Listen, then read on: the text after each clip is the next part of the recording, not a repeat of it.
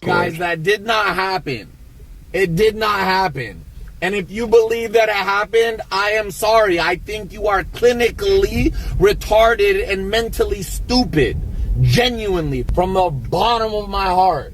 I closed Twitter as soon as I saw that. I saw her blowing thing. I'm like, this is like, what the If they have movies like Interstellar that does as much as they do with CGI and the money that we have now to produce films, do you not think that they have the resources to make it look like they're floating, looking down at our fucking, at our orbit? And then one of the bitches wants to land and say, oh, by the way, the earth is flat. Oh my. Did they say the earth is flat? That's crazy. Let's take a look here and check that out. Women in space. The earth is flat. Would someone really say that? Let's watch a little bit of it. 5 other high-profile women just went to space on a Blue Origin flight, an 11-minute trip that crossed the edge of space and made headlines around the world. But right after liftoff, conspiracy theories lit up social media. Some people are calling it fake, accusing Blue Origin of staging the launch in a Hollywood studio, and even claiming the mission was part of a secret ritual. Yes, really. The mix of celebrities, billionaires, and outer space created the perfect storm for online speculation. And with social media, those theories spread like wildfire. Psychologists say people often turn to conspiracies when things feel unclear or overwhelming. And space, let's face it, is mysterious enough already. So did Katy Perry really go to space? According to the footage, the flight data, and science, yes. But for some corners of the internet, the truth is never enough.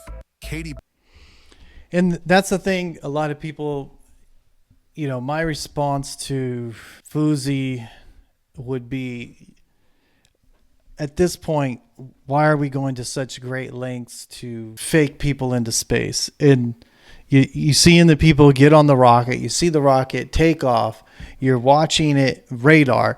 Even if you think that here's the thing, even if you think that the space flight itself is staged and it's this choreography of them in space, they pre-cut the in space floating around, and then they got in the rocket and then came down. The radar technology is still the radar technology. It's tracking and showing where that spaceship went and when it came back down. And I don't think they were officially, I don't know how you call it, but officially in space. They're kind of like in that layer between space and Earth. You can correct me if I'm wrong, but the radar's not wrong. Now the radar is a conspiracy theory, and the rocket, and we shot it in a movie theater. So the technology's not fake.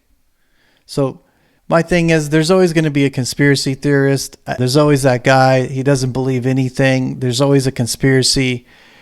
And you can almost feel people losing their grip, not just on facts, but on reality. And look, I'll entertain a good conspiracy theory because I've seen in this day and age a lot of conspiracy theories coming true.